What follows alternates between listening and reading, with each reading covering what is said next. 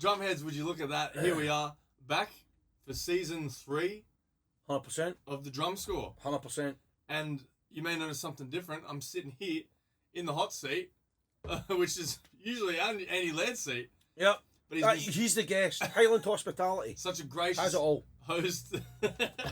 He's let me sit here in the spot for tonight, and we're here to bring you a show from Drumhalla. Thanks for having me in here. How you feeling about it? I'm feeling great. We've just been on holiday. You've been on holiday. I've been on holiday. I was on holiday very well. On business. Yeah. What did you do on your holiday? We went to Cyprus. Oh, lovely. Yeah. And you notice he's got a nice tan on. Yep. Worth every penny that I didn't spend. And how you feeling though? Now I come back. Well, as you can hear, that weekend I throaty cough. That's the reason. That's the reason we're forcing the show tonight. Yeah, it's started coming in the last. We know we've got bad throats. We know it's happening, and we're like, let's get this done now. But we're still in the country, and we don't end up like kind of, oh, can I do it tomorrow? It's like before we croak it. It's like Yeah, if you see this, if you see this is what happened. Whatever happened to the guys? Oh, one of them died. What happened to them? Cancerosis of the throatus. Whatever, you know what I mean? Something exotic. Yeah, it can't be just something normal. It's not from Australia though. I'll be like, I think I got that sore throat. I think that was because Jason travelled all around the world and brought some exotic disease back. This is the guy that floated the malaria, by the way. Got his wife to phone the hospital and that. That's a different story, but it could have been I was in a malaria zone, but you know. Ground Zero, that's my new nickname. Right, so you were out and about. Yeah. You're here because you were fortunately in kind of Europe. The Basel tattoo, my friend. I like it. Second time around. Yeah. So first time was obviously. Oh, wait a minute. That makes you a veteran. Oh. Yeah. I bet you were like that. Heard that. Listen, Yeah. It was like this the last time, and everybody's like, "Oh, right, really, Jason?" Yeah, this wasn't like last time. Yeah. No, mate. The first time was shock and awe. I was just like, can't believe I'm here. Second time was a bit more like, here we go. And actually, worth mentioning, this was my first time ever doing any such kind of high-profile gig as lead tip of Manly Ringer Pipe Band. All right, aye, good. How did you feel about it? I really felt the responsibility, man. And what sense? Because surely, obviously, you get the stuff off before each event, kind of thing. No, by the way, no, everybody gets the stuff off before they go. Yeah, I really tried to make sure of that. Didn't want no repeats of a certain someone. But I really tried to make sure we had it all covered off before we went. Unisons were good. But, you know, once you get there, it's a little bit different because you got drum major Brian Alexander. And he doesn't miss a beat, does he? I've seen you on Instagram with him. Yeah. Good pals. But you looked a bit standoffish, as if he was going to kind of go for you. Do you know what I mean? It was like, well, you never know. Oh, we've got Brian out, like, here he is. It's like, I don't know if he's thinking this is the guy from the drum score, or if he's going, this is the guy with the crap drummers, and he's messing up his lead tip parts. He's like, I can barely look at you, never mind talk to you. Yeah. That kind of guy. Look, cheers to Brian for jumping on the show, even though the audio is bad, so I apologise for that. But yeah, listen, back on to Basel, I think it is one of the best shows ever. Mm-hmm. And it is the performer's tattoo. All right. You want to be there as a performer, because right. they put you up in nice digs, and it's a great show, and it's a short time frame. Okay. Not to be compared with our other friend on the other side of the world. I'm team Edinburgh on this one. Right. Right. So good for the performers. Yeah. Because of the accommodation, but I think that's to do with the location of the actual event versus how the performers get there. So if you perform in Basel, they normally situate you in a hotel round about the actual key area that you're working in. And the Swiss hotels.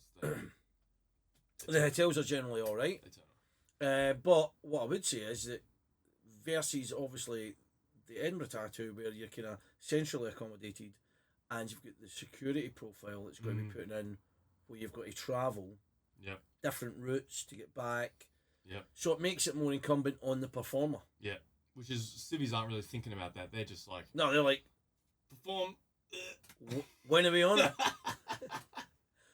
What time can I go for a beer at? But I mean, even the flexibility, the Basel tattoo, where if you're between the show, then you've got that kind of interval period. Yes. You can wind your way around to a hostelry. Yep. Or the cast bar. Yep. Have yourself a nice cold one. And then... Not too many. Not too... Yeah, you're a professional, obviously. Yeah, exactly.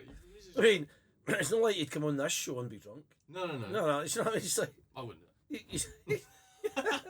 You would obviously kind of moderate yourself. But exactly. But the point is it's there, it's the facility that's there, and it's the kind of... the way in which they do business that makes it easier on the performer. Yeah, and I'm not trying to say they have a better show. I'm a little bit biased here because this year it was all about Australia for some reason. I don't know. How would that make that a better show then? for the vast majority of people that are not Australian, they'd be like, what? Wait a minute, let me guess. Was there a didgeridoo involved? There was one. Right, there you go. Key component, by the way. I think there will sort of... This might be the turning point where they sort of make that a formal position in the Australian Army Band. Just a little bird on the word street talk. All right, so so they'll have like what I can. How do you see this? It was not a formal role previously, from what I understand. Right. To be a bandsman, like a didgeridoo bandsman, whatever. That'll be part of your ticker tools type thing. Yeah, but now they've kind of done that and it's worked. They're thinking about maybe without forcing it in there, just making it a nice part of the. Yeah. Okay, I get that. I can see how that would work. Yeah. So what else made it super good? As in, from the point of view that normally every year you go to a tattoo. And a classic example, I suppose, is the first time Top Secret turned up at the Edinburgh tattoo. That made that kind of shine. You know what I mean? For that kind of thing. So apart from the fact it was about Australia, what was the kind of? I think something that's really worth mentioning is the Swiss crowds. All right. The Swiss crowds absolutely just pour it on. Like as soon as there's a continuous beat, like a bit of an ostinato, they're all clapping.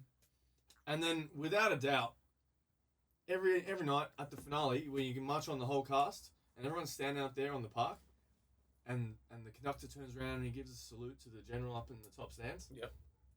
Everybody in the crowd stands up, and you'll get a standing ovation for about 6 minutes or whatever. To the point where on the last night you're like, ugh.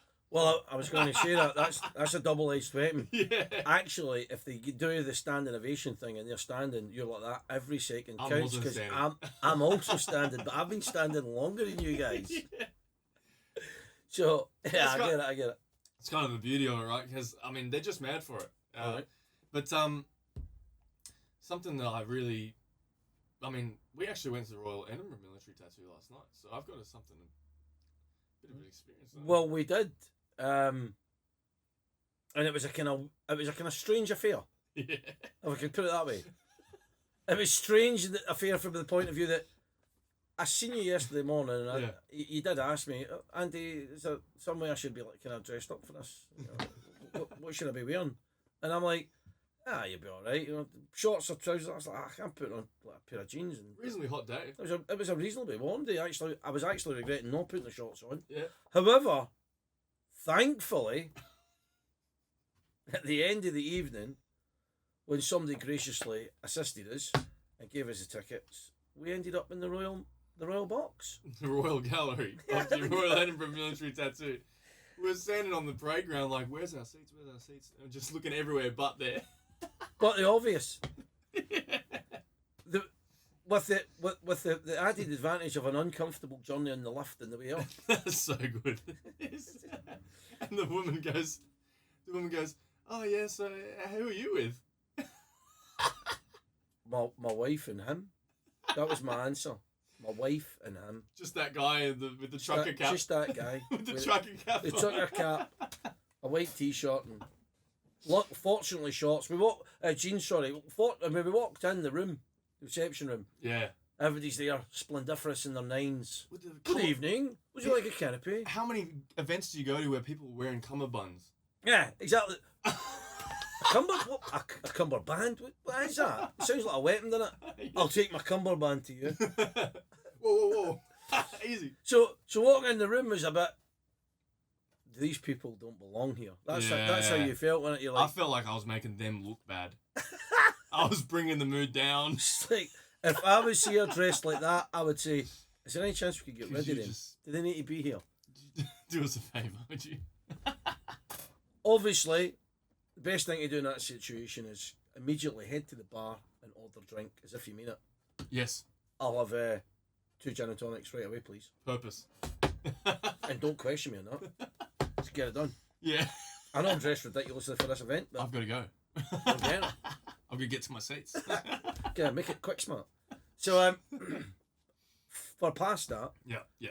great seats, Wonderful. awesome view. Yes.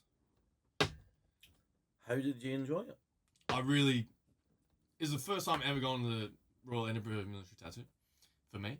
And it was almost like all the times I've watched it over the years on TV were now translating into a live experience. The show itself was amazing. I was wondering, where's the live band? I couldn't see the live band anywhere, and I was thinking that's a little bit different from Basel. You can actually pay respects to the live band. You can see them doing their thing and kind of looking and struggling at the conductor and watching it, making sure they're in. So you know that it's like a real thing. It was the Navy's lead year, right? That's right. It was all about the Royal Navy. Hornpipes and all that. I enjoyed seeing the His Majesty's Royal Marines. One of my favourite bands. I love seeing those guys doing that. Oh, okay. I mean, the venue is certainly the best bit about it. As in, you're sitting there and you're at the castle and you're on the top of this volcano and you've just been through Edinburgh. And Edinburgh. You get Edinburgh. you get that great atmosphere. Yeah. Like the kind of. It's a real deal. It's easy to focus on what's going on. Yeah.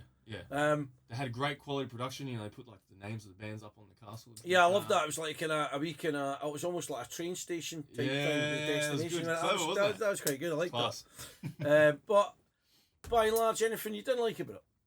I wouldn't say there's anything I didn't like about it, but something I've noticed about Basel and Edinburgh was that not heaps of military bands. Yeah. I'm just a little bit of a purist. I would kind of like always watch it for the military bands. I love seeing pull the swagger out and really.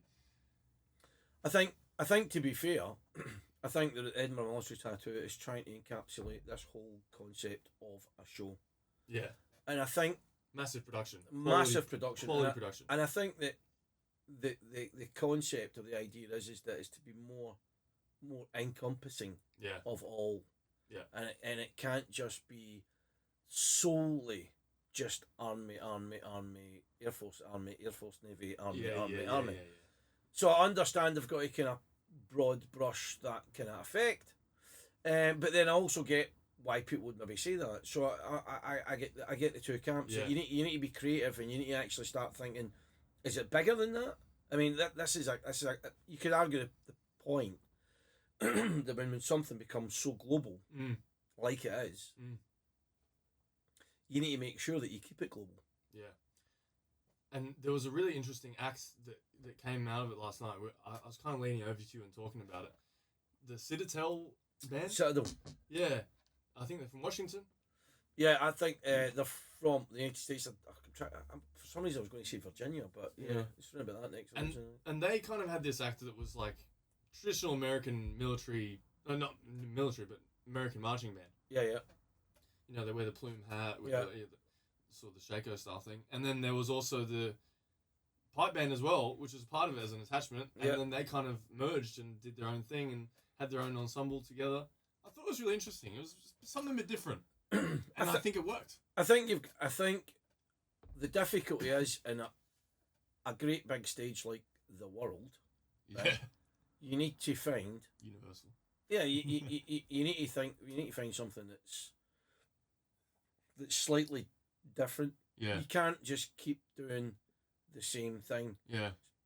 So we spoke about this in the show before about like what pipe bands. What could pipe bands look like? What could they augment? What could they steal? What could they borrow from? Yes. And to an extent they still do, and they are doing.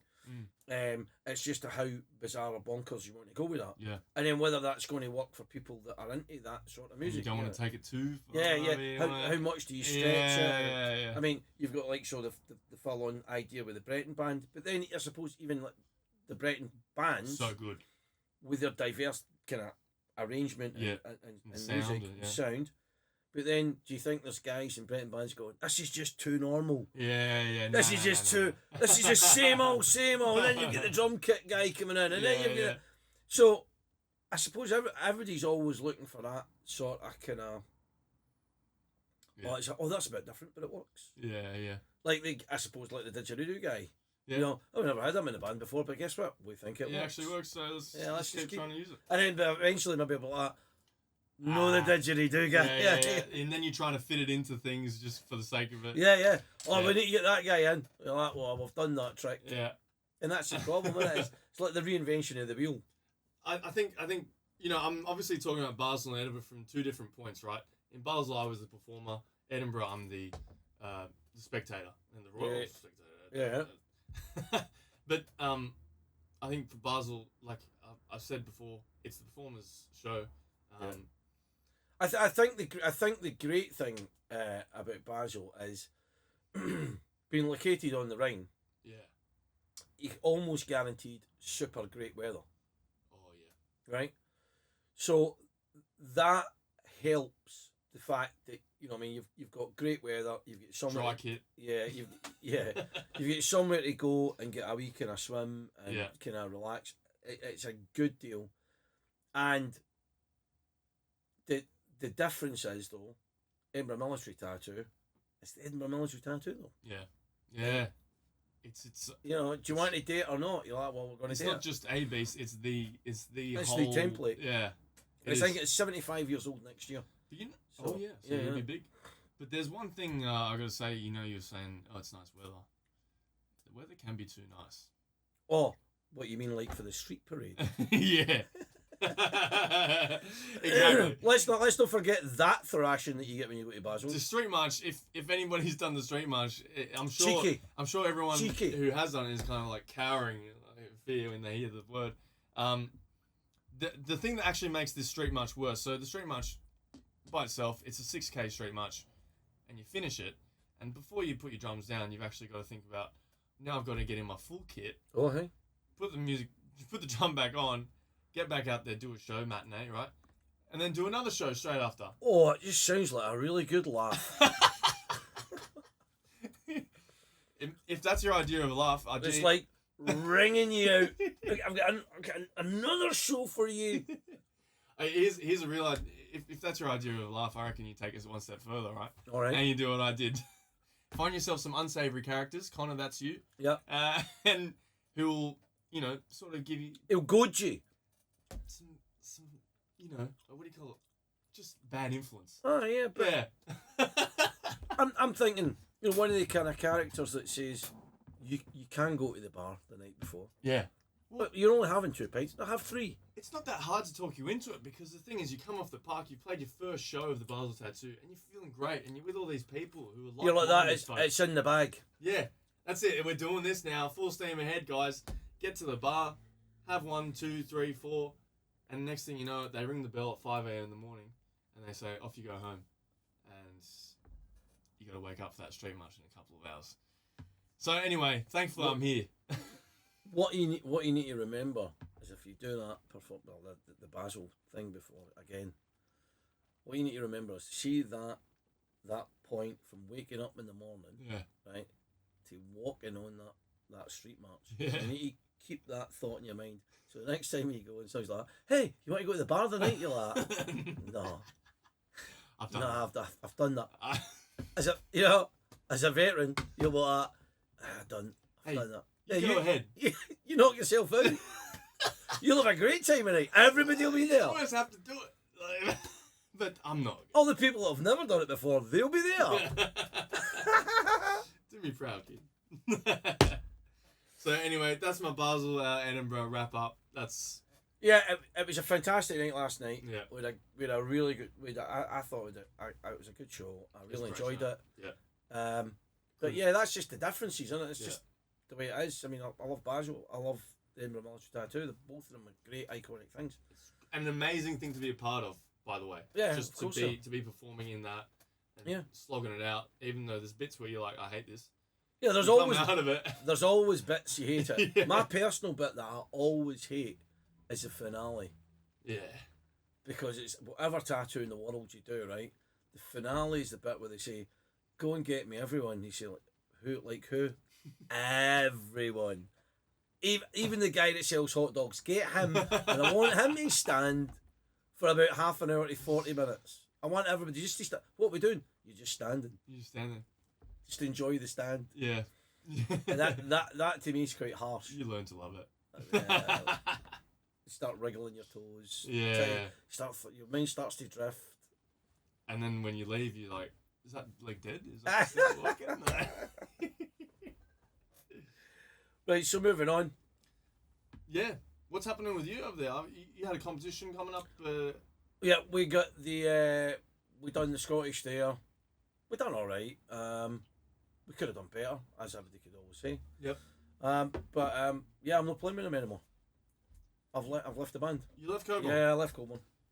Okay, so here, what's happening here is, what I appreciate is you've not left a sort of media void like we've talked about in the past. No, because the funny thing is we had to talk about that in one of the shows that we've done before. Exactly. So, yeah, the long and short of it is if you have a disagreement with one of the band members, then it's actually better that one of these leave. It's sound advice, right? Because every band has... Yeah, you always go through it. Things that go on. I know you've got like mediation and all that kind of thing, and you know, what do you think? What do they think? What do you think? But ultimately, I think, I better just draw a line on the sand and just saying, I choose not to. Nice. I mean, I think that's a absolutely fair enough decision. And no, it just means that I'm toiling for a lift to go to like Bridget Allen. Okay. So, did we sort out a lift to Bridget? Yeah, we've got the lift sorted out. We're vagabonds now. Yeah, we're on the bandwagon. We're on the bandwagon. So thankfully, to two Scots, they're going to give us seats, and we're going to be following them. Yes. And I've got kind of great hopes for them. Yeah, they're sort of your prediction to come out on top of 4B, wasn't it? I think the way the guys are playing, if they maintain it now, this is only my humble opinion. Yeah. But the way they're going now, they're sitting pretty in the champions table.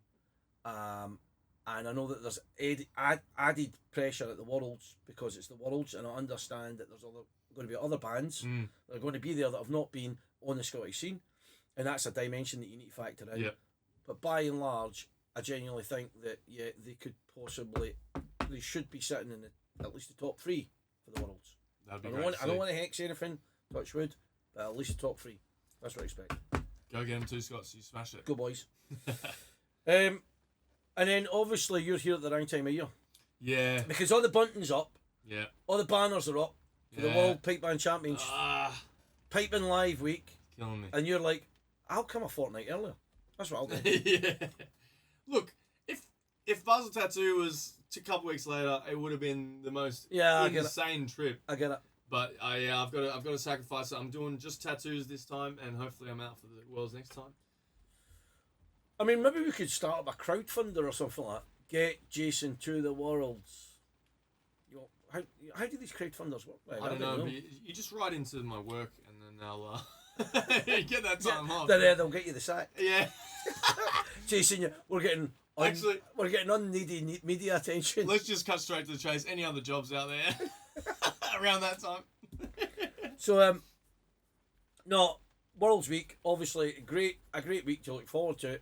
I had to change my time off work. Oh. To suit you. Yes. So which I appreciate. So I forgo. I've took the week that I've taken off for the Worlds Week, and I've brought it forward. Right. So I can host you. However, worth it. Key points. I would like to maybe show up and get to see the British World Solos for the drumming, which is on the Monday. After I'm gone. Long after you won, a week after you won. Yeah. And then obviously Wednesday night is the concert by Bob Colin Bathgate. Yeah. Which looks like it's going to be a cracker. Mm-hmm. And then at the end of the week, Friday, Saturday, is the biggie, the Worlds. Amazing. And then after that 2 days, all these people go back to wherever they come from and go, do you know what? I've had enough of this. Throw in the kit. Yeah. I've had enough of this. Look at the drumsticks in the corner. I've had enough of it. Get your crusty kilt out. Yeah. But we've got a couple of things as well to kind of tackle. Yeah. We're going to see a guy called Wally Laird. Big fan. He's been mentioned a few times in the show. Really I think people out there probably think he only mentions this guy because his name's Wally Laird. Yeah, because it's like his cousin or something. Yeah, something like that. Some sort of relative. Apparently, there's no relation there. So not that I know about. I mean, obviously, same name. There's a chance that somewhere along the line, the tree, right. not probably meets. But he's got this kind of. He's got a Drumhalla, but he's not got a Drumhalla. This is you the. must have one. Yeah, but this is the Drumhalla. Yeah, this is the drum. This is the Drumhalla. He's got an equivalency. Yeah, we're gonna check it out. And we need to find out what he calls it. He better not say, "Oh, this is my Drumhalla," but no. Ooh. Oh, no. Hey, we just I don't know. No, mate. We just have What about that? We were going to come in. we just have a little chat. Well, so he sent me a few things. He's bought new pads because a couple of new pads in the market. Obviously, as we're lurching into the World Pipe Band Championships, now's the chance if you want to sell anything remotely to do with sticks, pads, drums, feetwear, soap. I don't know, anything, right, that you could mask into or morph into saying, this is today to make me a better drummer, right? Use this soap, right? This soap makes your hands electric and you feel electric. and the sticks stick in them. Yeah, they stick better. You'll never drop a stick again. Yeah, just marketing to the max. So, 2 pads. I think one's called El Chico. Yeah. Which is... KP?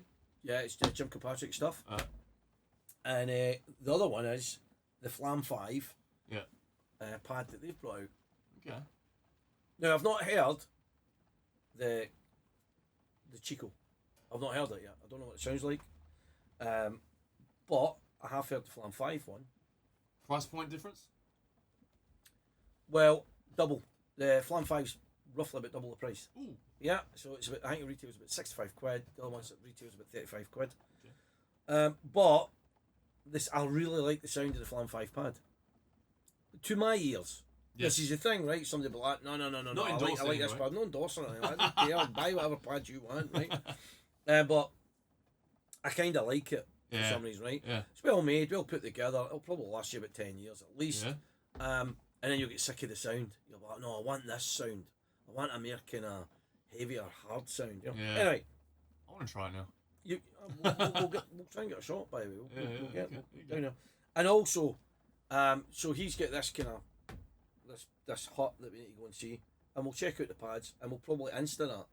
So that'll be like kind of montage. Keep on the Insta. So keep on Insta, and tell us what you think. Yeah. Don't be afraid. Don't hold back.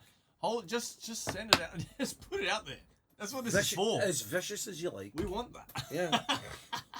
Yeah. And that's really about us. That's really what we've got for the show. I think something was worth saying is that this show was brought to you by Tony Ronaldson. What a guy. Tony Ronaldson. By the way, just a moot point for Tony. Right, well, because we discussed this. We met Tony not long ago, and he's kind of friend of the show. Big time. He was unhappy about the fact that he says that I'm a bit more Argyle than I was a Highlander, but they have a Golden Highlander playing Gary there. So, I mean, come on, Tony. Fair's fair. Anyway. Just clear that up, mate. Yay! Alright, well, that brings us to the end of our show. Me here in Scotland with you. So it's probably, maybe it's a once in a lifetime thing. Yeah, it could be. I mean, unless I can visit Australia, but I don't know. That's another crowdfunder. Yeah. And I suppose next time you tune in, we'll be back to our usual programming. Halfway across the world, different time zones. Moaning. Yeah, shumping. So, cheers, guys. Cheers, drumheads. Till next see you time. later. Bye.